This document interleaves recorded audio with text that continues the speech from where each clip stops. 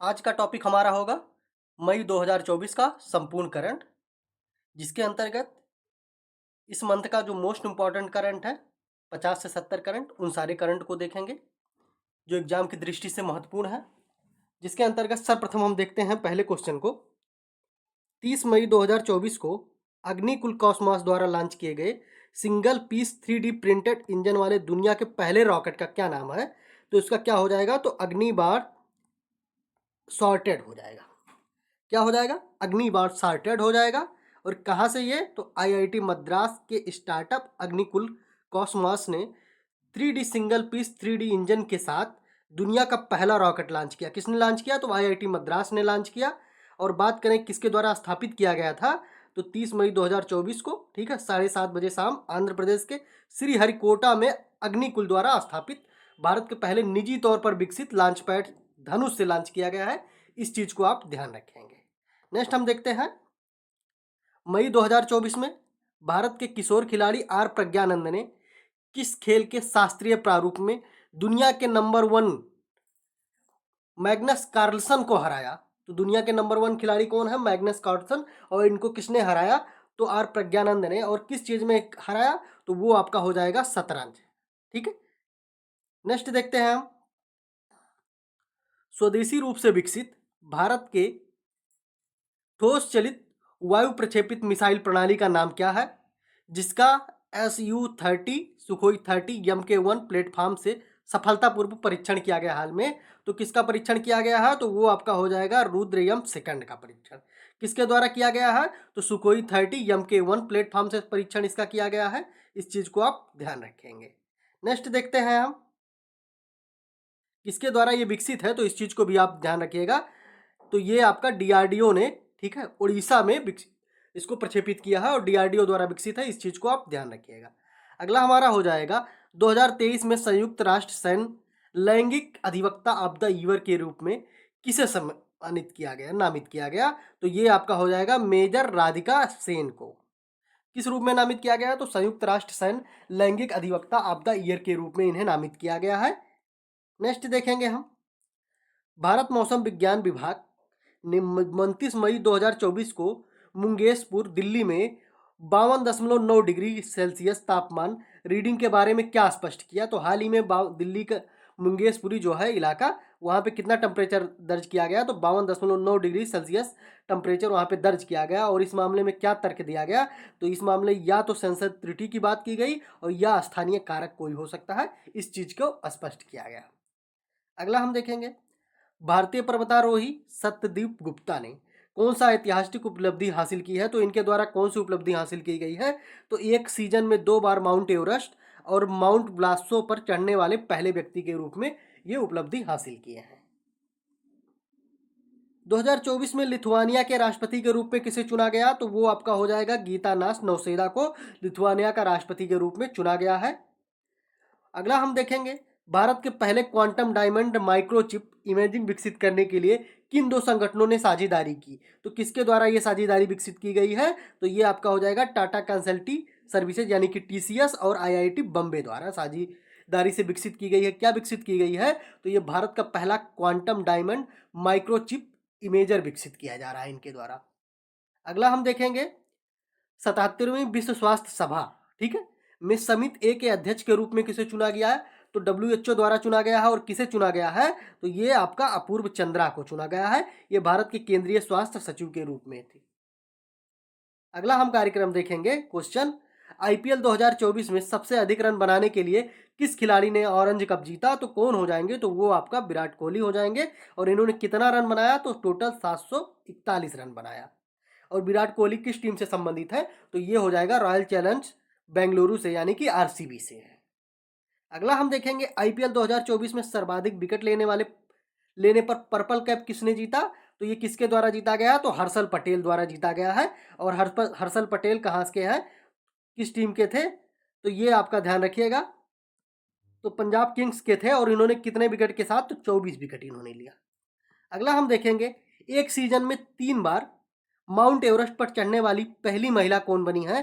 पहली महिला तो वो कौन सी हो जाएगा? तो पूर्णिमा श्रेष्ठ हो जाएंगी।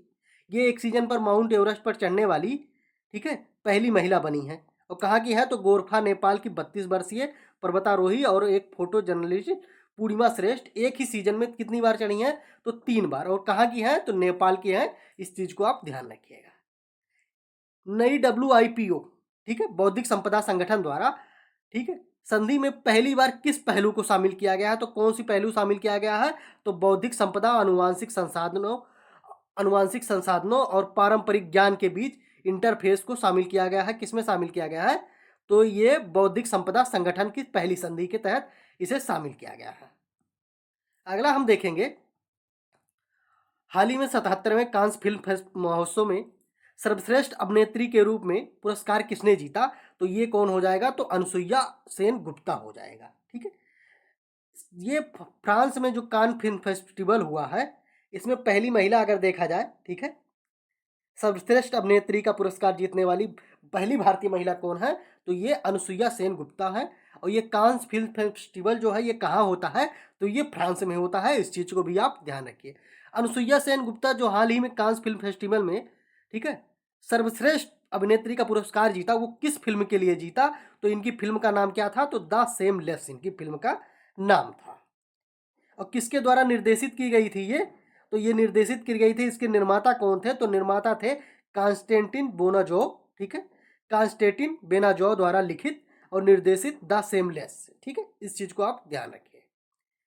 कान फिल्म फेस्टिवल की अगर बात करें तो ग्रांड प्रिक्स पुरस्कार जीतने वाली पहले भारतीय फिल्म कौन बनी है कान फिल्म फेस्टिवल में तो ये आपका हो जाएगा पायल कबड्डिया। पहली भारतीय फिल्म के निर्माता कौन है जो हाल ही में कांस फिल्म फेस्टिवल में ग्रांड प्रिक्स पुरस्कार जीता है तो कौन है उसके निर्माता तो पायल कबाड़िया है। फिल्म निर्माता पायल कबाड़िया कांस फिल्म फेस्टिवल 2024 में ग्रांड प्रिक्स पुरस्कार जीतने वाली पहली भारतीय फिल्म निर्माता बनी है। जो पहला पहला वाला क्वेश्चन है उस क्वेश्चन को आप जरूर ध्यान दीजिएगा। ठीक है, तो पहली भारतीय निर्माता बनी है और इनकी फिल्म का नाम था तो इनकी फिल्म का नाम था आल बी इमेजिंग एज लाइट। ठीक है, इनकी फिल्म का नाम क्या था तो आल बी इमेजिंग एंड लाइट इनकी फिल्म का नाम था, जिसके लिए इनको क्या जीता दिया गया है तो इसके लिए ग्रांड प्रिक्स पुरस्कार जीतने वाली पहली महिला फिल्म निर्माता बनी है।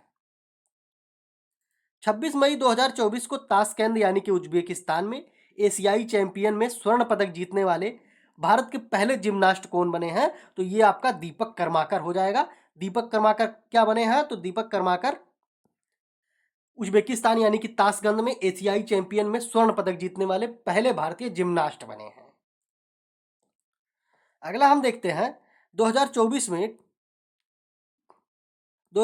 में किस टीम ने इंडियन प्रीमियर लीग यानी कि IPL की ट्रॉफी जीती तो किसके द्वारा जीती गई है तो ये आपका KKR हो जाएगा, कोलकाता नाइट राइडर्स द्वारा जीती गई है। और किसको हराया है, उप विजेता कौन रहा है तो सनराइजर्स हैदराबाद उप विजेता रहा है। इस चीज को आप ध्यान रखिएगा। और KKR कितने विकेट से जीता है तो 8 विकेट से जीता है। इस चीज को भी आप ध्यान रखिए। उत्तर प्रदेश का गुलाबी ई रिक्शा चालक आरती ने 22 मई 2024 को कौन सा प्रतिष्ठित पुरस्कार जीता। ठीक है, उत्तर प्रदेश की गुलाबी रिक्शा चालक है आरती, इन्होंने कौन सा पुरस्कार जीता तो ये इन्होंने जीता है अमल क्लूनी महिला सशक्तिकरण पुरस्कार। कौन सा पुरस्कार हो जाएगा तो अमल क्लूनी महिला सशक्तिकरण पुरस्कार किसके द्वारा जीता गया है तो उत्तर प्रदेश के गुलाबी ई रिक्शा चालक आरती द्वारा जीता गया है। कहाँ की है तो उत्तर प्रदेश के बहराइच जिले की है, ध्यान रखिएगा। उत्तर प्रदेश में होने वाले एग्जाम की दृष्टि से इंपॉर्टेंट है। उत्तर प्रदेश के बहराइच जिले की हैं और कितने वर्ष की हैं तो 18 वर्ष की पिंक ई रिक्शा चालक आरती ने जीता है। अगला हम देखते हैं, बंगाल की खाड़ी में 2024 के पहले प्री मानसून चक्रवात का नाम क्या है तो हाल ही में बंगाल की खाड़ी में कौन सा चक्रवात आया था तो आया था चक्रवात रेमल। ठीक है, चक्रवात रेमल की अगर बात करें तो ये कहाँ पे आया तो बंगाल की खाड़ी में आया, सबसे पहले ये इंपॉर्टेंट है। दूसरी बात अगर बात करें तो इससे प्रभावित क्षेत्र कौन सा है तो सागर द्वीप पश्चिम बंगाल और शेखपुरा बांग्लादेश इससे, ठीक है, के तट से प्रभावित हुआ और टकराया। और चक्रवात रेमल का नाम रेमल किसने दिया तो ये आपका ओमान हो जाएगा। इस चीज को भी आप ध्यान रखिएगा। अगला हम क्वेश्चन देखते हैं, बुद्ध पूर्णिमा किस दिन मनाया जाता है। बुद्ध पूर्णिमा किस दिन मनाया जाता है तो ये कौन सा हो जाएगा तो बैसाख में पूर्णिमा के दिन। ठीक है, बैसाख में पूर्णिमा के दिन यानी कि 20 सही हो जाएगा। और किस उससे मनाया जाता है तो बुद्ध पूर्णिमा के दिन बुद्ध जयंती यानी कि बुद्ध का जन्म हुआ था इसी दिन बुद्ध को महापरिनिर्वाण की प्राप्ति हुई थी और इसी दिन बुद्ध को ज्ञान की प्राप्ति हुई थी। जब हम महापरिनिर्वाण की बात करें तो अर्थात बुद्ध की मृत्यु से संबंधित है, जो कुशीनगर में यानी कि कुशीनारा में हुआ था, जो मल्लों की राजधानी थी।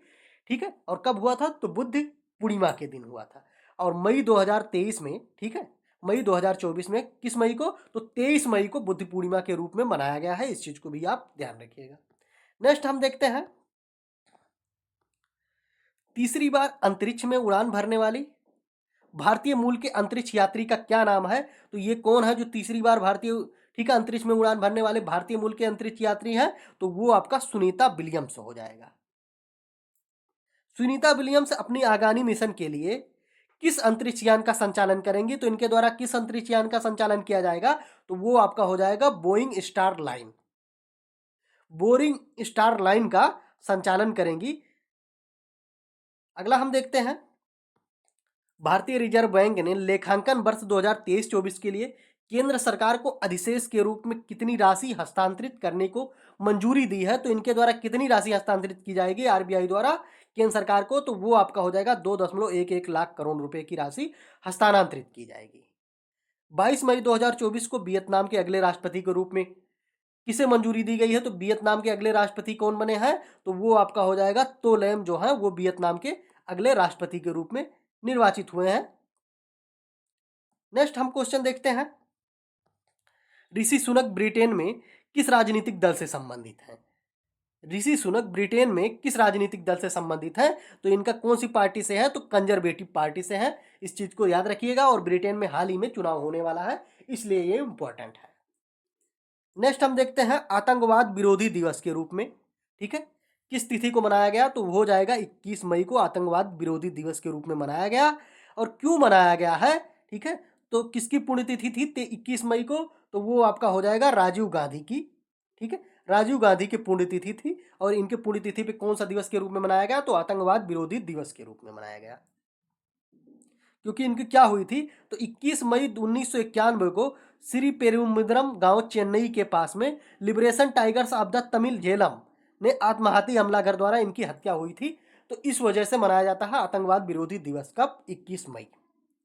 अगला हम क्वेश्चन देखते हैं, अंतरराष्ट्रीय जैव विविधता दिवस कब मनाया जाता है? तो अंतरराष्ट्रीय जैव विविधता दिवस आपका 22 मई हो जाएगा।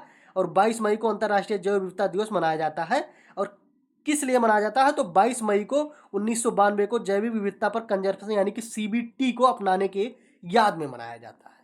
जैव विविधता दिवस अगर 2024 की विषय की बात करें, थीम क्या थी? तो योजना का हिस्सा बने, इसकी थीम थी वर्ल्ड इकोनॉमिक फोरम यानी कि विश्व आर्थिक मंच द्वारा प्रकाशित विश्व आर्थिक मंच के यात्रा एवं पर्यटक विकास सूचकांक, ठीक है, किसके द्वारा जारी किया गया?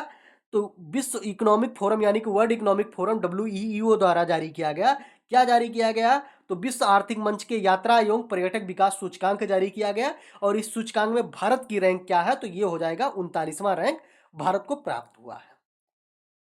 अगला हम देखेंगे, मई 2024 में किस घटना के कारण ईरानी राष्ट्रपति इब्राहिम राइसी की मृत्यु हो गई? तो हाल ही में ईरान के राष्ट्रपति इब्राहिम राइसी की मृत्यु हो गई है। और कौन सी घटना के कारण? तो हेलीकॉप्टर दुर्घटना के कारण। और हेलीकॉप्टर दुर्घटना इनकी कहाँ हुई है? तो 20 मई 2024 को अजरबैजान की सीमा के पास हेलीकॉप्टर दुर्घटना में किसकी मृत्यु हुई? तो ईरानी राष्ट्रपति इब्राहिम राइसी, नाम याद कर लीजिएगा इनका। और कहाँ पे हुई है? तो अजरबैजान के सीमा पे हुई है। इस चीज को भी आप ध्यान रखिएगा। अगला हम क्वेश्चन देखेंगे, पहले भारतीय अंतरिक्ष पर्यटक के रूप में किसने इतिहास रचा? तो गोपी जो थोटाकुरा है, ठीक है, ये क्या हुए हैं? तो आंध्र प्रदेश के गोपी थोटाकुरा ब्लू ऑरिजिन के NS-25 मिशन पर अंतरिक्ष में जाने वाले पहले भारतीय अंतरिक्ष पर्यटक और दूसरे भारतीय बने हैं। इस चीज को आप ध्यान रखिएगा। दूसरे भारतीय बने अर्थात पहले भारतीय कौन थे? तो ये आपका सुनीता विलियम्स हो जाएगा। 1984 ईस्वी में जाने वाले प्रथम भारतीय कौन थे? तो सुनीता विलियम्स हो जाएगा। और दूसरे भारतीय कौन बने हैं? तो गोपी थोटातुरा बने हैं। इस चीज को आप ध्यान रखिएगा, गोपी थोटाकुरा। अगला हम देखेंगे, थाईलैंड ओपन 2024 के बैडमिंटन टूर्नामेंट में पुरुष युगल का खिताब किसने जीता? तो किसके द्वारा जीता गया? तो सात्विक साईराज, शंका रेड्डी और चिराग शेट्टी द्वारा जीता गया। कहां पे? तो थाईलैंड ओपन 2024 बैडमिंटन टूर्नामेंट में पुरुष युगल का खिताब जीता गया है। इस चीज को आप ध्यान रखिए। एलोरा कप 2024 में महिलाओं की 52 किलोग्राम वर्ल्ड मुक्केबाजी में स्वर्ण पदक किसने जीता? ठीक है, देखिए 52 किलोग्राम वर्ल्ड मुक्केबाजी में, इस चीज को आप ध्यान रखिएगा, 52 किलोग्राम, क्योंकि दो है, एक 47 किलोग्राम का है एलोरा कप और एक 52 किलोग्राम, दोनों भारतीयों द्वारा जीता गया है। तो 52 किलोग्राम किसके द्वारा जीता गया? तो ये आपका निगत जरीन हो जाएगा। ठीक है, निगत जरीन कितना किलोग्राम? तो 52 किलोग्राम कजाकिस्तान के जंजीरा में हुआ है। और 52 किलोग्राम में निखत जरीन ने जीता। और 48 किलोग्राम में किसने जीता? तो ये आप ध्यान रखिएगा, ये मीनाक्षी ने जीता है। ठीक है, 52 किलोग्राम निखत निखत जरीन और 48 केजी की अगर बात होगी तो मीनाक्षी ने जीता। ये भी दोनों ने स्वर्ण पदक जीता। और कहाँ पे? तो उज्बेकिस्तान में जीता है। अगला हम क्वेश्चन देखते हैं, किस निर्देशक की फिल्म मंथन 18 मई 2024 को कांस फिल्म फेस्टिवल में प्रदर्शित होने वाली है या प्रदर्शित हुई? तो किसकी फिल्म थी? कौन से फिल्म निर्देशक थे? तो श्याम बेनेगल की फिल्म थी। और किस पर आधारित थी मंथन? तो वो आपका वर्गीज कुरियन की दुग्ध सहकारी आंदोलन से प्रेरित थी। इस चीज को आप ध्यान रखिएगा, इंपॉर्टेंट है, क्योंकि वर्गीज कुरियन कौन थे? तो भारत में श्वेत क्रांति यानी कि दुग्ध क्रांति के जनक वर्गीज कुरियन थे। और इनके द्वारा जो दुग्ध सहकारी आंदोलन चलाया गया था उस पर प्रेरित फिल्म है कौन सा? मंथन। और उस फिल्म के निर्माता कौन है? तो श्याम बेनेगल है। और ये फिल्म कहाँ चली है? तो कांस फिल्म फेस्टिवल में प्रदर्शित होने वाली ये फिल्म है। और कांस कहाँ है? तो ये आपका फ्रांस में है। अगला हम देखेंगे, कांस मंथन फिल्म मंथन जो है उसका विषय क्या है? तो दुग्ध सहकारी आंदोलन पे उसका विषय वो है विषय है। इस चीज को आप ध्यान रखिएगा, ऊपर के क्वेश्चन में आपने देखा है। सुनील छेत्री ने अंतरराष्ट्रीय फुटबॉल से संन्यास की घोषणा की। तो सुनील छेत्री कौन है? तो भारतीय फुटबॉलर है। ठीक है, और इनका अगर बात की जाए कि इनकी महानता की, तो उन्होंने क्या किया है? तो 6 जून 2024 को कुवैत के खिलाफ मैच के बाद इन्होंने क्या लिया? संन्यास की घोषणा कर दी है। ठीक है, इनका फाइनल मैच 6 जून को कोलकाता के साल्ट लेक स्टेडियम में कुवैत के खिलाफ होगा। इस चीज को भी आप ध्यान रखिए, भारतीय फुटबॉलर हैं। अगर विश्व में इनकी रैंक की बात की जाए तो सुनील छेत्री के नाम कौन सा रैंक है? तो सबसे ज्यादा गोल करने वाले खिलाड़ी हैं भारतीय खिलाड़ी। और बात करें विश्व में तो क्रिस्टियानो रोनाल्डो और लियोनेल मेसी के बाद तीसरे सबसे ज्यादा सक्रिय अंतर्राष्ट्रीय गोल करने वाले ये खिलाड़ी रहे हैं। और इन्होंने अभी हाल ही में संन्यास की घोषणा कर दी। और अपना अंतिम मैच कहाँ खेलेंगे? तो ये अपना अंतिम मैच खेलेंगे कोलकाता के साल्ट लेक स्टेडियम में। और किसके खिलाफ? तो कुवैत के खिलाफ खेलेंगे। अगला हम क्वेश्चन देखते हैं, 15 मई 2024 को सिंगापुर के चौथे प्रधानमंत्री के रूप में किसने शपथ लिया? तो हाल ही में सिंगापुर के चौथे प्रधानमंत्री के रूप में किसने शपथ लिया? तो ये आपका हो जाएगा लॉरेंस वोंग। ठीक है, लॉरेंस वोंग क्या हुए हैं? तो सिंगापुर के हाल ही में प्रधानमंत्री के रूप में निर्वाचित हुए हैं।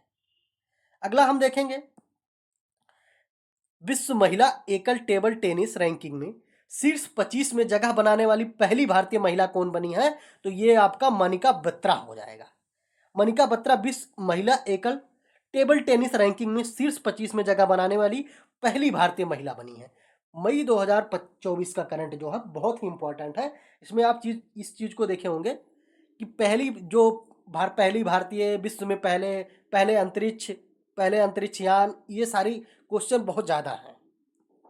अगला हम देखेंगे, संयुक्त राष्ट्र महासभा द्वारा किस दिवस को विश्व फुटबॉल दिवस के रूप में घोषित किया गया है? तो किस दिवस को विश्व फुटबॉल दिवस के रूप में घोषित किया गया? तो ये आपका 25 मई। और 25 मई को विश्व फुटबॉल दिवस की अगर बात करें तो संयुक्त राष्ट्र महासभा ने 25 मई को विश्व फुटबॉल दिवस घोषित किया। और यह घोषणा कहाँ हुई? तो न्यूयॉर्क की महासभा में 80वीं पूर्ण बैठक के दौरान की गई। किस संगठन ने विश्व एशिया संगठन प्रशांत क्षेत्रीय रजिस्टर की स्मृति में रामचरितमानस, पंचतंत्र और सहृदयालोक लोकन को शामिल किया? तो किस संगठन द्वारा शामिल किया गया ये? तो ये आपका हो जाएगा यूनेस्को द्वारा शामिल किया गया है।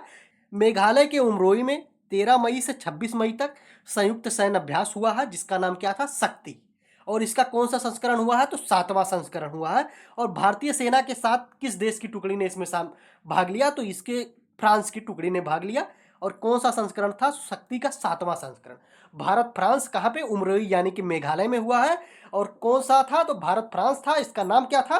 तो इसका नाम शक्ति था। अगला हम देखेंगे, भारत और ईरान ने किस बंदरगाह के संचालन के लिए दीर्घकालिक अनुबंध पर हस्ताक्षर किया? तो किस बंदरगाह के संचालन के लिए दीर्घकालिक अनुबंध पर हस्ताक्षर किया गया? तो वो हो जाएगा चाबाहार में शाहिद बेहेश्ती बंदरगाह। ठीक है, कहाँ पे है? तो ये ईरान में है, इस चीज को आप ध्यान रखिएगा। चाबाहार बंदरगाह को लेकर भारत और ईरान के बीच समझौते का कौन सा नया व्यापार मार्ग खुलेगा? तो इसके द्वारा क्या होगा? तो इसके द्वारा होगा ईरान के माध्यम से दक्षिण एशिया और मध्य एशिया के बीच जो है वो नए व्यापार के मार्ग खुलेंगे। अगला हम देखेंगे 2024 पेरिस ओलंपिक के लिए क्वालिफाई करने वाली पहली भारतीय पुरुष फुटबॉलवान कौन है? तो पुरुष पहलवान कौन है इसके लिए? तो ये आपका हो जाएगा अमन सहरावत है। अमन सहरावत क्या हुए हैं? तो 2024 पेरिस ओलंपिक के लिए क्वालिफाई करने वाले पहले भारतीय पुरुष पहलवान बने हैं। अगला हम देखेंगे अमन सहरावत ने ओलंपिक की किस श्रेणी में पेरिस कोटा हासिल की? तो इनके द्वारा कितना केजी का? तो 57 केजी, पुरुषों की 57 केजी फ्री स्टाइल में इन्हें क्या चुना गया है? तो ये चुने गए हैं, पेरिस ओलंपिक क्वालिफाई किए हैं ये 57 केजी के अंतर्गत। अगला हम देखेंगे 10 मई 2024 को पृथ्वी पर आए शक्तिशाली सौर तूफान आया। ठीक है, 10 मई 2024 पर। ठीक है, और बात करें क्यों आया? तो coronal mass injection, coronal mass injection इसका कारण था। और इसके द्वारा क्या प्रभाव पड़ा? तो इसके द्वारा जो प्रभाव पड़ा तो वो ऑस्ट्रेलिया से लेकर ब्रिटेन तक आकाशीय रोशनी दिखाई दी। ठीक है, इस चीज को आप ध्यान रखिएगा, कोरोनल मास इंजेक्शन के कारण आया। और क्या हुआ इसका प्रभाव? तो ऑस्ट्रेलिया से लेकर ब्रिटेन तक आकाशीय रोशनी दिखाई दी, जिससे क्या हुआ? तो देखिए संचार नेटवर्क, उपग्रह, बिजली ग्रिड जो है इससे प्रभावित हुए। अगला हम देखते हैं मई 2024 में विश्व रैपिड और ब्लिट्स पोलैंड शतरंज टूर्नामेंट किसने जीता? तो किसके द्वारा जीता गया? तो ये आपका मैग्नस मैग्नस कार्लसन द्वारा जीता गया है। अगला हम देखेंगे मई 2024 में किस भारतीय शतरंज खिलाड़ी ने सुपर बैट रैपिड और लिफ्ट शतरंज टूर्नामेंट में दुनिया के नंबर 1 मैग्सन कार्लसन को हराया? तो किसने हराया है? तो आर प्रज्ञानंद ने हराया है। भारतीय शतरंज खिलाड़ी आर प्रज्ञानंद ने 11 मई 2024 को दुनिया के नंबर 1 खिलाड़ी मैग्नस कार्लसन को हराया है। इस चीज को आप ध्यान रखिएगा। मातृ दिवस के रूप में हाल ही मनाने की घोषणा की गई है। और कब मनाई जाएगी? तो मई में दूसरा रविवार, मई का जो दूसरा रविवार होगा उसको क्या मनाया जाएगा? तो मातृ दिवस के रूप में मनाया जाएगा। और किसके द्वारा घोषणा की गई है? तो संयुक्त राज्य अमेरिका में मातृ दिवस मई के दूसरे रविवार को मनाने की घोषणा की गई है। अगला हम देखेंगे 9 मई 2024 को इसरो ने एडिटिव मैन्युफैक्चरिंग तकनीक के माध्यम से किस तरल रॉकेट इंजन का सफल परीक्षण किया? तो किसका परीक्षण किया गया है? तो PS4 इंजन का परीक्षण किया गया है। किसके द्वारा परीक्षण किया गया है? तो इसरो द्वारा। इस चीज को आप ध्यान रखिएगा। अगला हम देखेंगे ग्लोबल इलेक्ट्रिसिटी रिव्यू 2024 के अनुसार कौन सा देश दुनिया में जापान को पछाड़कर दुनिया का तीसरा सबसे बड़ा सौर ऊर्जा उत्पादक बन गया है? तो कौन बना? तो ये आपका हो जाएगा भारत। नेक्स्ट क्वेश्चन हम देखेंगे भारतीय तटरक्षक बल ने स्वदेशी समुद्री ग्रेड स्टील की आपूर्ति के लिए किस निजी कंपनी के साथ साझेदारी की? तो ये आपका Jindal steel and power company के साथ साझेदारी की गई है। और किसके द्वारा? तो भारतीय तटरक्षक बल द्वारा साझेदारी की गई है। अगला हम देखेंगे महाराष्ट्र कितनी लोकसभा सीटों का योगदान देता है, जिससे यह संसद के निचले सदन यानी कि लोकसभा में दूसरा सबसे बड़ा योगदानकर्ता बन गया है। तो कितनी सीटों का महाराष्ट्र योगदान देता है? तो 48 सीटों का। ठीक है, सबसे ज्यादा अगर योगदान की बात करें, ये दूसरे नंबर पे महाराष्ट्र आता है और पहले नंबर पे कौन सा आएगा? तो वो आपका हो जाएगा उत्तर प्रदेश। और उत्तर प्रदेश कितनी सीटों का योगदान देता है? तो वो आपका 80 सीटों का हो जाएगा। जीएसटी अपीलीय न्यायाधिकरण, ठीक है, जीएसटी अपीलीय न्यायाधिकरण के पहले अध्यक्ष कौन बने? तो हाल ही में जीएसटी अपीलीय न्यायाधिकरण का गठन किया गया है। और इसके पहले अध्यक्ष कौन बने हैं? तो सेवानिवृत्त न्यायमूर्ति संजय कुमार मिश्रा जो है ये जीएसटी अपीलीय न्यायाधिकरण के पहले अध्यक्ष के रूप में चुने गए हैं। ध्यान रखिए, इंपॉर्टेंट क्वेश्चन है क्योंकि हाल ही में जीएसटी अपीलीय न्यायाधिकरण का गठन भी किया गया है। इस चीज को आप ध्यान रखिएगा। अगला हम देखेंगे मई 2024 में यूनिसेफ भारत के लिए राष्ट्रीय राजदूत के रूप में किसे नियुक्त किया गया है? तो यूनिसेफ में भारतीय राष्ट्रीय राजदूत के रूप में किसे नियुक्त किया गया? तो वो आपका हो जाएगा करीना कपूर खान को।